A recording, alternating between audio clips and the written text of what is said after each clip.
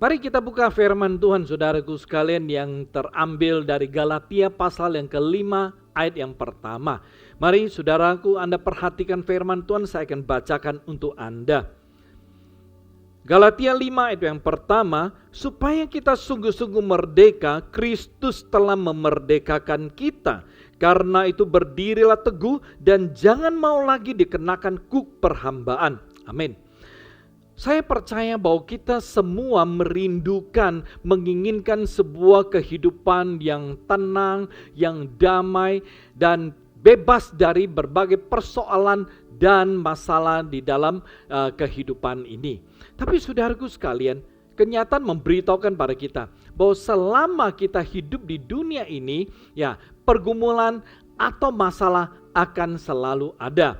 Kita bersyukur ya bahwa kita punya Tuhan yang akan senantiasa memberi kita kekuatan untuk menang atas berbagai pergumulan atau masalah yang datang. Nah, tetapi saudaraku sekalian perlu disadari bahwa apabila hari ini ya pergumulan atau masalah menjadi hal yang terbesar di dalam kehidupan kita, maka kita akan sulit sekali hidup berkemenangan. Nah, saudaraku sekalian, pada saat pergumulan ya itu datang di dalam kehidupan kita, seringkali pergumulan atau masalah tersebut akan kelihatan begitu besar dalam hidup kita. Akan seringkali pergumulan atau masalah tersebut itu menyita sebagian besar dari konsentrasi atau fokus kita. Nah, karena itu kita melihat ya kita akan selalu memikirkan pergumulan kita atau masalah kita pagi, siang ataupun malam. Nah, saudara sekalian, walau ya kadang kita berusaha untuk menolak tekanan daripada ya pergumulan atau masalah yang datang di dalam kehidupan kita, kenyataannya ya itu tetap kita akan memikirkan ya pergumulan dan masalah tersebut lebih banyak dibandingkan kita merenungkan akan janji-janji Tuhan di dalam kehidupan kita. Nah, ayat firman Tuhan yang tadi kita baca di atas itu menjelaskan kepada kita apa yang telah Tuhan Yesus perbuat bagi kita ya, dan keterlibatan Tuhan di dalam hidup kita itu didasari atas rancangannya ya bagi setiap kita, yang mana Tuhan mau memberikan sebuah ya hidup yang bebas kepada kita.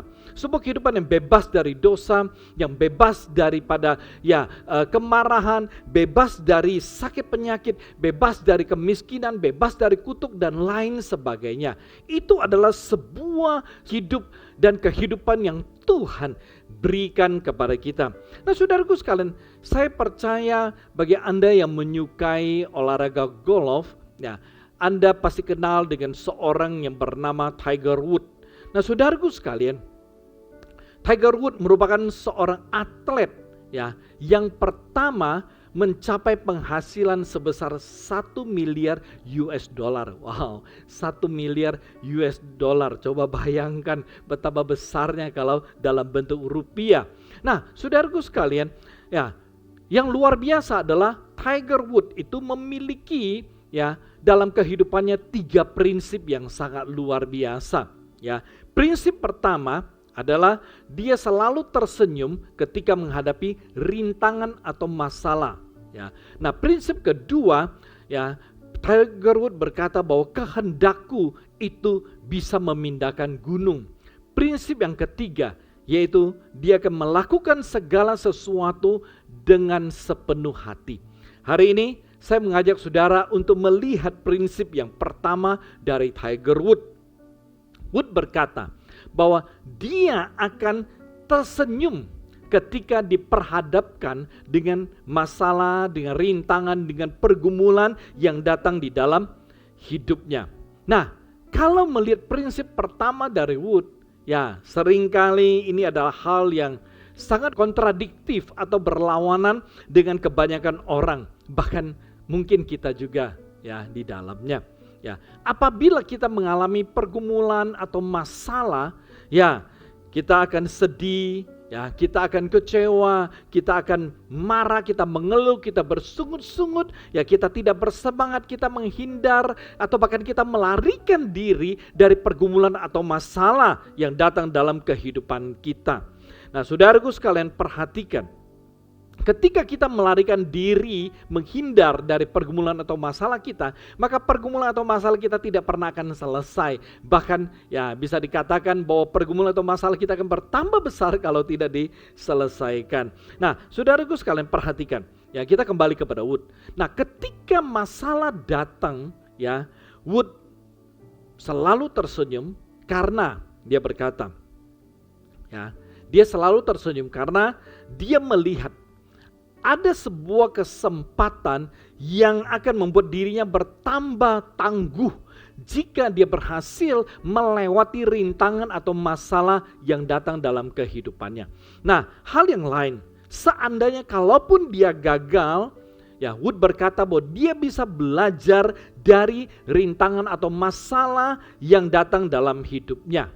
Nah, dan dia tersenyum karena hal yang ketiga ini. Dia punya keyakinan yang begitu kuat bahwa ia lebih besar daripada rintangan atau pergumulan atau masalah yang datang. Nah, saudaraku sekalian, hari ini saya rindu sekali Anda bisa merubah persepsi Anda. Ya, memang kita tidak mungkin bisa lepas dari pergumulan atau masalah ya yang ada di dalam kehidupan kita. Tetapi hari ini saya mau Anda mengerti bahwa ada seorang pribadi yang bernama Yesus yang akan selalu menolong dan akan melepaskan Anda dari persoalan-persoalan yang datang di dalam hidup Anda. Dia adalah pembela Anda, ya, dan bahkan lebih daripada itu. Dia akan memulihkan hidup Anda dan dia akan memperbaiki hidup Anda. Saudaraku sekalian, firman Tuhan di dalam Markus pasal yang ke-10 ayat ke-27 di sana berkata bahwa tidak ada yang mustahil bagi Tuhan. Tidak ada yang mustahil bagi Tuhan. Jadi saudaraku sekalian, kalau Tuhan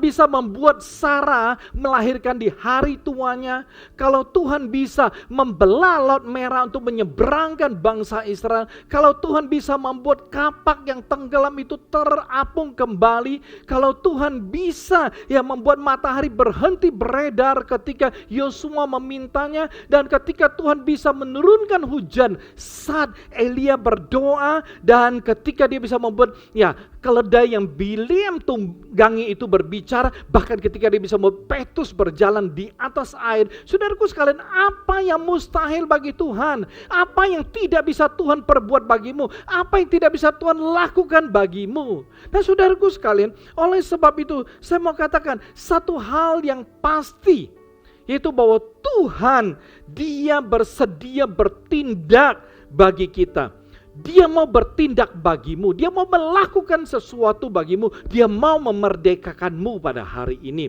Nah, saudaraku sekalian, oleh sebab itu, ya hari ini kita mesti percaya dan kita mesti tahu bahwa kita punya satu ya pribadi, kita punya Tuhan yang luar biasa di dalam kehidupannya. Kita punya Tuhan dengan keinginan yang begitu kuat yang ingin memberikan sebuah kebebasan, sebuah kemerdekaan yang penuh di dalam kehidupan kita. Walau pergumulan, walau masalah, walau persoalan akan terus menerus ada di dalam kehidupan kita, tapi Tuhan telah memberikan kita janji bahwa Dia akan memerdekakan kita. Dan saudaraku sekalian, hari ini melalui Raja Yosafat, ya, kita akan melihat ada 5 kunci yang mana kita bisa aplikasikan di dalam kehidupan kita untuk meraih kemerdekaan, untuk meraih kebebasan di dalam berbagai aspek kehidupan kita. Dan saudaraku sekalian, mari kita bersama-sama belajar, kita bersama-sama untuk melihat. Nah, kunci yang pertama ya yang Yosafat lakukan ketika dia berada di dalam pergumulan atau kesulitan adalah dia mencari Tuhan. Kita buka saudaraku sekalian 2 Tawarik pasal yang ke-20 ayat pertama sampai ayat yang keempat. 2 Tawarik pasal yang ke-20 ayat pertama sampai keempat. Saya bacakan untuk Anda. Setelah itu, Bani Moab dan Bani Amon datang berperang melawan Yosafat bersama-sama sepasukan orang Meunim. Datanglah orang memberitahukan Yosafat, suatu laskar yang besar datang dari seberang laut Asin, dari Edom, menyerang tuanku. Sekarang mereka di Haseson Tamar, yakni En-Gedi. Ayat ketiga, Yosafat menjadi takut. Perhatikan, lalu mengambil keputusan untuk mencari Tuhan. Ada boleh garis bawahi. Ia menyerukan kepada seluruh Yehuda supaya berpuasa. Dan Yehuda berkumpul untuk meminta pertolongan daripada Tuhan. Mereka datang dari semua kota di Yehuda untuk mencari Tuhan. Haleluya. Perhatikan saudaraku sekalian, ketika Yosafat dia tertekan oleh karena musuhnya yang datang dalam jumlah yang sangat besar, dan pada saat tersebut dia sama sekali tidak berdaya. Perhatikan apa yang Yosafat lakukan. Saudaraku sekalian, Yosafat tidak pergi mencari pertolongan kepada bangsa lain, kepada suku lain. Tetapi yang Yosafat lakukan adalah dia mencari Tuhan. Dia datang kepada Tuhan. Dan kita melihat ini merupakan sebuah keputusan terbaik dan sebuah tindakan yang sangat tepat dari Raja Yosafat. Saudaraku sekalian, ini adalah hal yang sangat penting. Dan biarlah kita boleh belajar dari apa yang Yosafat lakukan. Nah saudaraku sekalian, saat ini mungkin Anda sedang tidak berdaya. Mungkin saat ini Anda sedang berada di dalam pergumulan besar. Anda sedang ditimpa oleh masalah yang sangat besar. Anda sedang tertekan oleh iklim suasana, iklim usaha yang belum membaik atau berjalan dengan lancar. Anda tertekan oleh kondisi kehidupan keluarga yang belum harmonis. Anda tertekan dengan kondisi keuangan Anda yang belum stabil. Anda tertekan oleh sakit penyakitmu yang belum sembuh-sembuh. Anda tertekan oleh ketakutan terhadap infeksi virus corona yang tersebar di mana-mana. Bahkan saudaraku sekalian, mungkin engkau sedang tertekan, engkau merasa stres, karena sampai sekarang Anda mencari pekerjaan dan Anda belum memperoleh pekerjaan. Nah, sedangkan Anda begitu membutuhkan pekerjaan. Nah, saudaraku sekalian, ketika Anda berada di dalam situasi, ketika Anda berada di dalam sebuah kondisi yang tidak berdaya, Anda tidak tahu apa yang harus Anda lakukan, Anda tidak tahu siapa yang bisa menolongmu. Saudaraku sekalian, saya mau katakan, mari lakukan seperti yang Yosafat lakukan. Dia mencari Tuhan. Anda harus mencari Tuhan. Saudaraku sekalian, oleh sebab itu apapun pergumulan atau masalahmu, hari ini Anda harus bangun, Anda harus bangkit, arahkan hidupmu kepada Tuhan. Berpalinglah dari pergumulan atau masalahmu yang ada di dalam hidupmu sekarang. Pandang Tuhan, lihat kepada Tuhan. Jangan hanya melihat kepada masalah yang ada di dalam hidupmu. Letakkan pergumulan Anda sekarang dan melangkahlah untuk mencari Tuhan. Melangkahlah kepada Tuhan. Saudaraku sekalian, saya tahu bahwa ini tidak mudah untuk Anda lakukan. Khususnya saat ini ketika Anda sedang berada di dalam pergumulan atau masalah yang berat. Mungkin engkau bisa berkata, tidak ada yang bisa mengerti.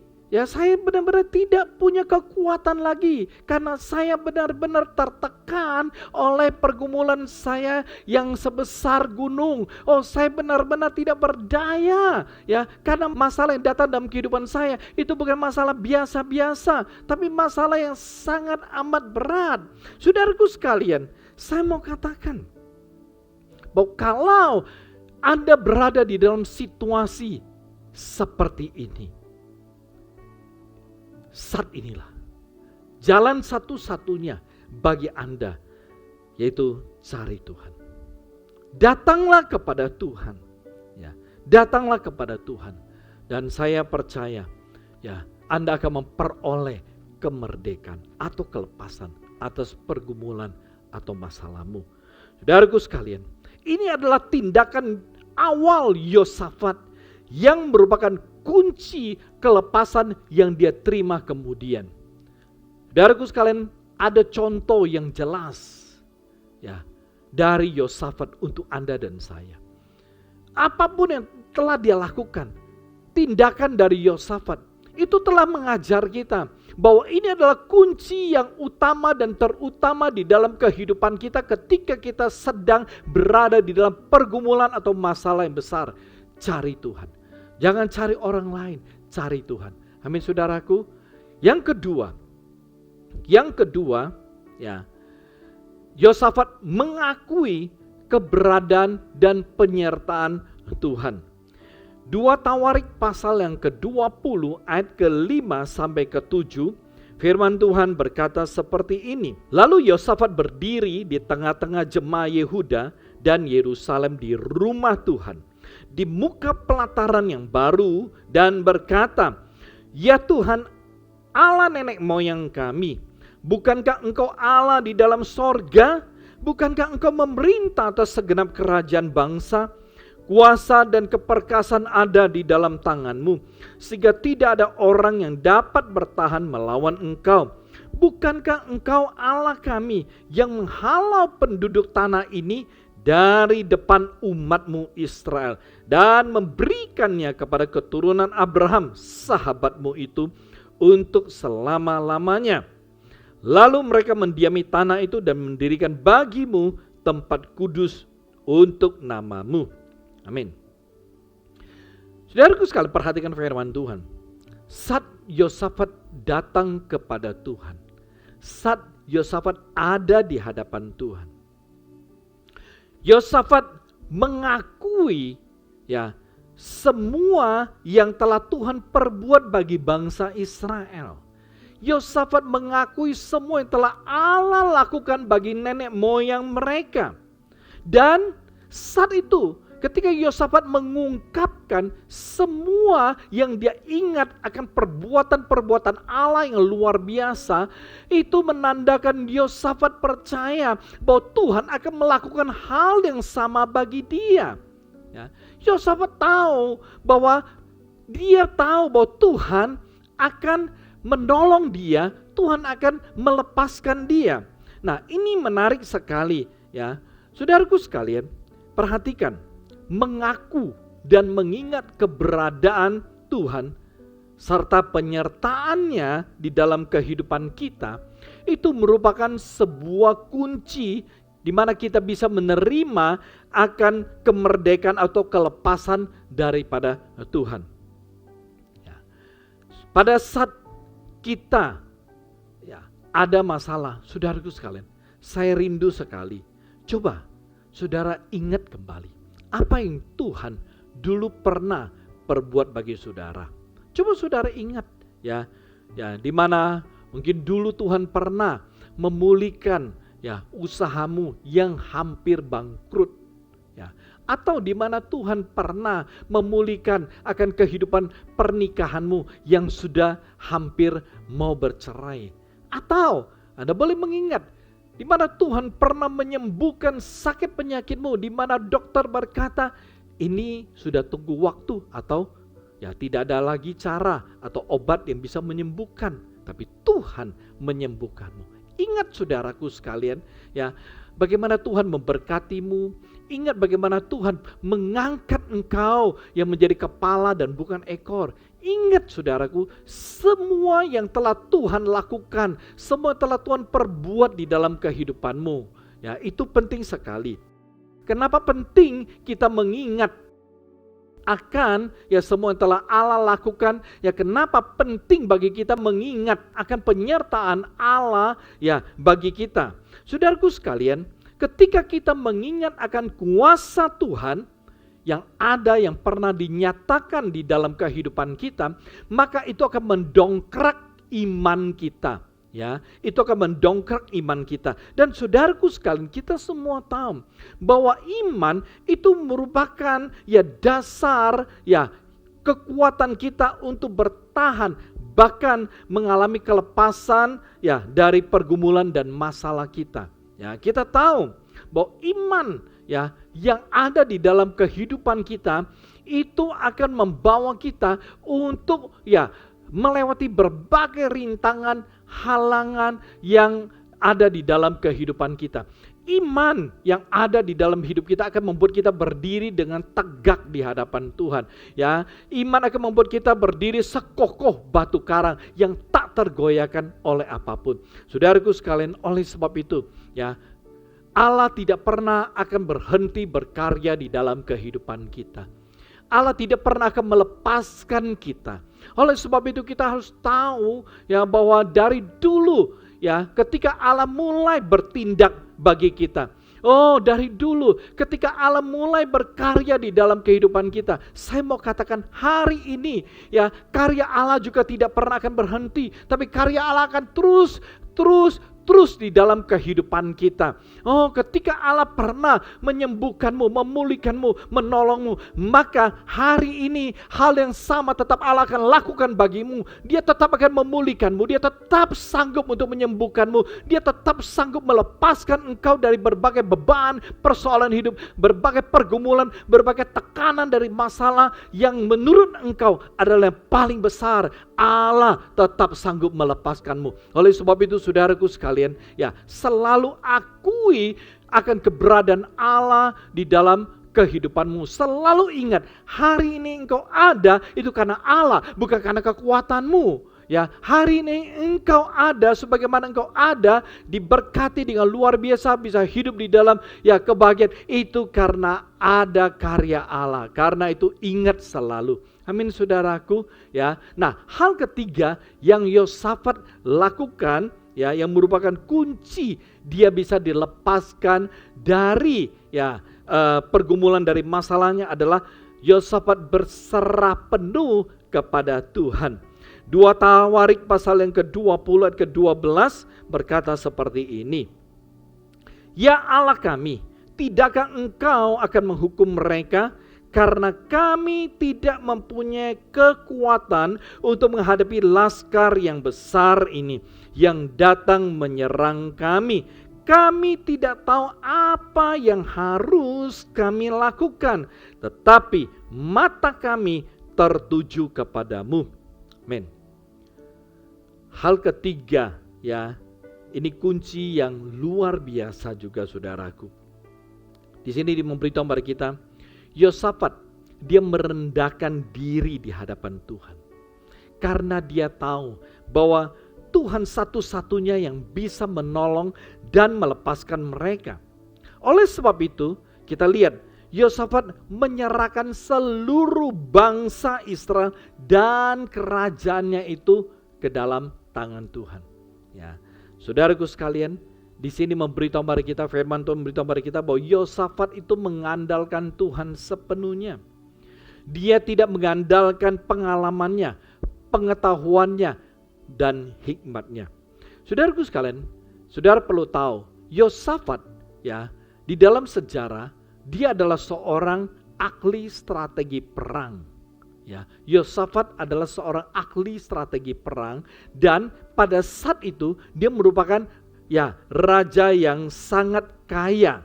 Ya, dia merupakan raja yang sangat kaya. Tetapi ya sebagai seorang ahli strategi perang ya yang Yosafat lakukan adalah dia tidak berusaha untuk memikirkan strategi bertahan ya dan strategi untuk bagaimana menang atas lawan yang begitu besar. Tetapi yang dia lakukan justru Yosafat dia datang, dia merendahkan hati dengan berdoa sepenuh hati dan meminta pertolongan daripada Tuhan. Mari kita belajar dari Yosafat saudaraku. Mari kita belajar untuk berserah penuh hanya kepada Tuhan. Ketika pergumulan datang, ketika persoalan hidup atau masalah datang di dalam kehidupan kita. Walau mungkin kita sedang terintimidasi ya oleh pergumulan atau masalah kita ya, atau mungkin saat ini Anda sedang berada di dalam ketakutan dan hidupmu dipenuhi dengan kekhawatiran ya karena masalah besar yang engkau tidak tahu bagaimana harus menyelesaikannya. Ya. Jangan mengandalkan dirimu, saudaraku, ya. Jangan mengandalkan apa yang engkau miliki, ya. Jangan mengandalkan pengalamanmu, jangan mengandalkan orang. Tetapi andalkan Tuhan. Dengan berserah penuh kepada Dia, ya, dengan sungguh-sungguh tanpa bimbang dan ragu. Ya, saudaraku sekalian, ini yang Yosafat lakukan. Dia berserah penuh dan dia percaya penuh kepada Tuhan. Saudaraku sekalian, kalau Anda ya sedang berada di dalam masalah yang sangat besar, apapun masalah Anda, ya, mari berserah kepada Tuhan. Dan kalau kita berserah, maka kita tidak takut. Kalau kita berserah dengan sungguh-sungguh, kita tidak akan khawatir. Saudaraku sekalian, Allah tidak pernah akan mengecewakan kita. Allah tidak pernah ya akan membuat kita ya kebingungan dan ketakutan. Allah tidak pernah akan membuat kita menanti terlalu lama. Firman Tuhan berkata Dia akan menjadikan segala sesuatu indah pada waktunya. Artinya apa? Artinya bahwa kelepasan daripada pergumulan dan masalah itu Tuhan tetap akan nyatakan, Tuhan akan lakukan bagi kita. Dia akan melepaskan kita. Ya, oleh sebab itu mari kita bersama-sama kita berserah penuh dan percaya kepada waktu Tuhan. Ya, kalau saat ini ya Anda belum berserah, mari cepat berserah dengan sepenuh hati, ya. Dan ini adalah waktu yang terbaik Anda berserah kepada Tuhan, karena pada saat Anda berserah, maka Anda pasti akan dimerdekakan, Anda pasti akan dilepaskan dari pergumulan atau masalah Anda.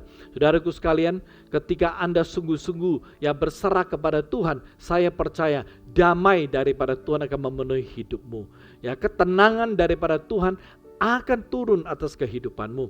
Saudaraku sekalian, mari ya jangan stres, jangan depresi kalau sekarang Anda berada di dalam situasi yang sangat sulit.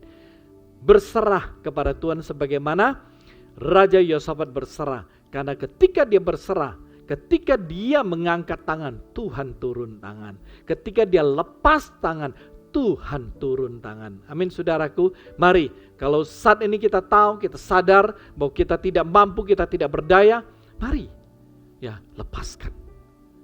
Lepaskan, angkat tanganmu kepada Tuhan dan Dia akan turunkan tangannya yang kuat untuk memegang Anda dan menarik Anda keluar dari pergumulan Anda. Amin, saudaraku. Kita lihat kunci yang keempat. Kunci yang keempat. Ya, mengikuti pimpinan Tuhan. Raja Yosafat mengikuti pimpinan Tuhan. Itu kunci yang keempat. 2 Tawarik 20 14-17 ya. 2 Tawarik pasal 20 kita baca dari ayat ke-14 sampai 17. Firman Tuhan berkata seperti ini.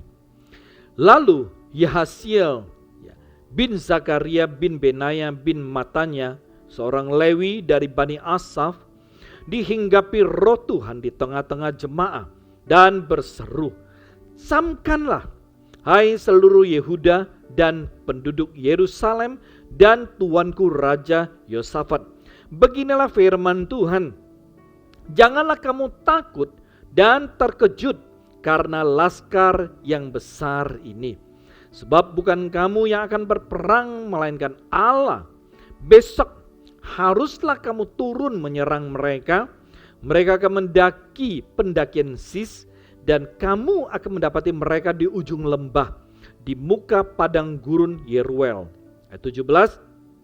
Dalam peperangan ini tidak usah kamu bertempur, hai Yehuda dan Yerusalem, tinggallah berdiri di tempatmu dan lihatlah bagaimana Tuhan memberikan kemenangan kepadamu. Janganlah takut dan terkejut, majulah besok menghadapi mereka, Tuhan akan menyertai kamu. Kita lompat ke ayat ke-20. Ayat ke-20, keesokan harinya, pagi-pagi mereka maju menuju padang gurun Tekoa. Ketika mereka hendak berangkat, berdirilah Yosafat dan berkata, "Dengar, hai Yehuda dan penduduk Yerusalem, percayalah kepada Tuhan Allahmu dan kamu akan tetap teguh. percayalah kepada nabi-nabinya dan kamu akan berhasil. Amin. Saudaraku sekalian perhatikan. Kita menemukan Yosafat bisa mengalami kelepasan atas pergumulan dan masalah dan tekanan ketakutan yang dia alami itu karena Yosafat mengikuti sepenuhnya pimpinan Tuhan. Dia mengikuti sepenuhnya cara dan arahan Tuhan di dalam kehidupannya. Perhatikan, ketika Tuhan berkata A, dia lakukan A. Tuhan berkata B, dia ikutin B. Yosafat sama sekali tidak melibatkan pengetahuan dan keahliannya.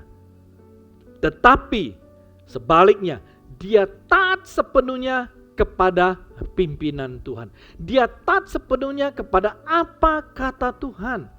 Nah, saudaraku sekalian, ini adalah kunci di mana kita bisa mengalami kelepasan dan pergumulan daripada semua hal-hal yang menakutkan yang datang di dalam kehidupan kita. Mari kita belajar dari Yosafat. Ikuti bagaimana Tuhan memimpin dan menuntun engkau ketika engkau datang meminta pertolongan Tuhan. Ketika kita datang berserah, kita meminta Tuhan campur tangan di dalam kehidupan kita. Mari saudaraku sekalian, jangan pernah melibatkan kemampuan kita, keahlian kita, pengetahuan kita saat kita datang kepada Tuhan. Mari kita belajar, belajar, taati pimpinan Tuhan sepenuhnya di dalam kehidupan kita. Kalau Tuhan berkata satu, lakukan satu. Kalau Tuhan berkata dua, jalani dua sesuai dengan arahan Tuhan. Jangan mau nyimpang ke kanan atau ke kiri sehingga kita tidak terus-menerus berputar di dalam pergumulan kita. Jangan ragu dan jangan bimbang ketika Tuhan memberikan arahan atau pimpinan. Kalau saat ini Anda dihimpit oleh pergumulan atau masalah yang sangat besar, saya mau katakan kunci yang keempat, ikuti pimpinan Tuhan. Ikuti bagaimana Tuhan menuntunmu, Jangan pernah, saudaraku sekalian, engkau memakai pikiranmu, memakai perasaanmu, memakai kekuatanmu untuk memimpin atau mengeluarkan engkau, melepaskan engkau dari pergumulan. Itu tidak pernah akan berhasil. Tapi ketika engkau mengikuti pimpinan Tuhan, engkau akan melihat bagaimana tiang awan dan tiang api itu akan ada di dalam kehidupanmu dan berjalan di depanmu. Dan ketika engkau mengikuti pimpinan Tuhan sepenuhnya, maka engkau akan melihat perlindungan daripada Tuhan, penyertaan daripada Tuhan.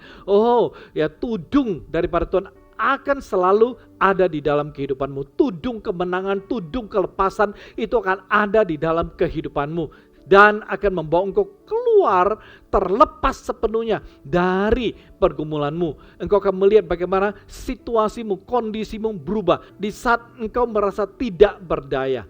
Di saat engkau merasa tidak tahu apapun yang engkau mau lakukan, akan lakukan atau bisa lakukan. Ketika engkau mengikuti pimpinan Tuhan, engkau akan mulai melihat pintu terbuka.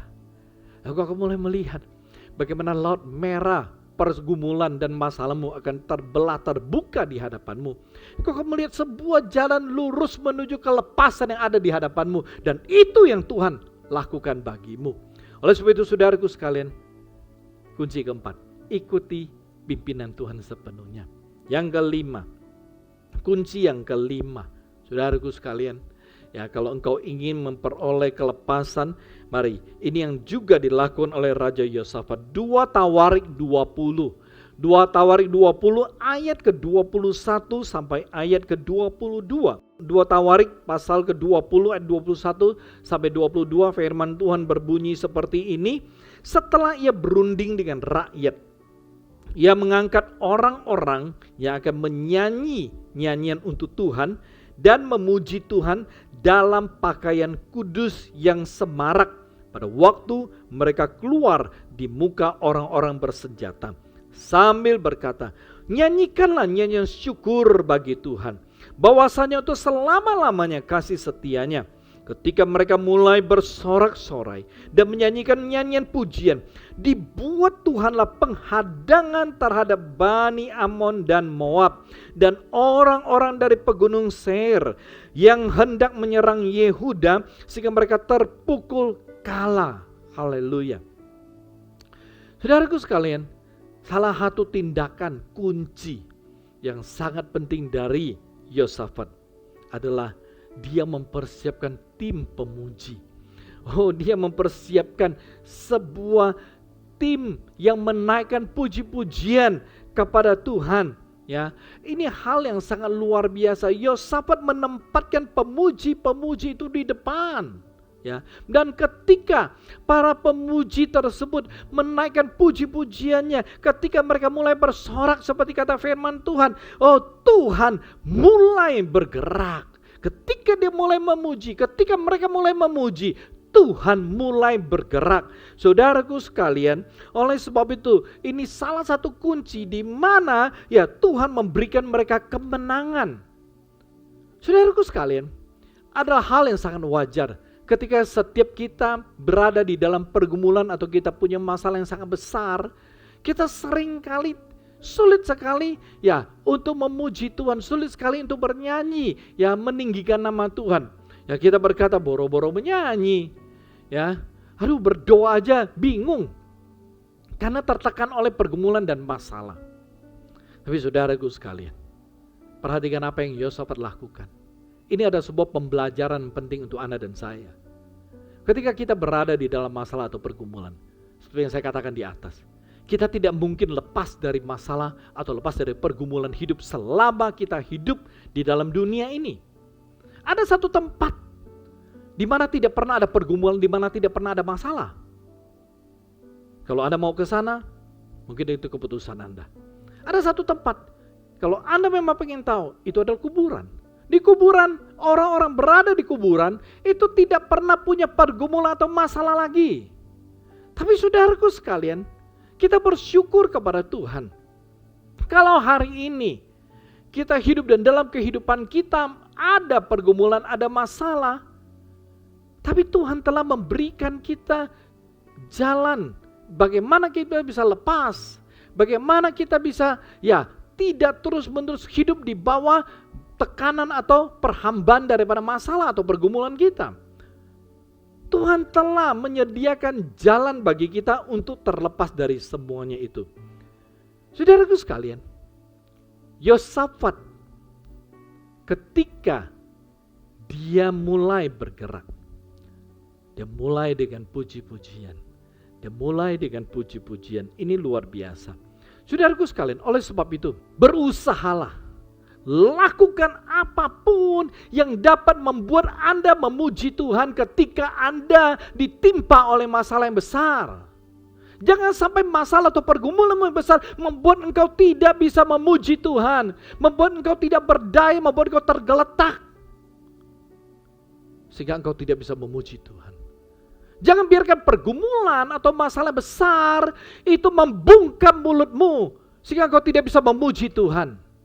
Saudaraku sekalian, lakukan apapun agar puji-pujian itu akan mengalir dan kau persembahkan bagi Tuhan ketika engkau berada di dalam masalah. Semakin besar masalahmu, engkau semakin bisa datang kepada Tuhan dengan puji-pujian dan dengan syukur.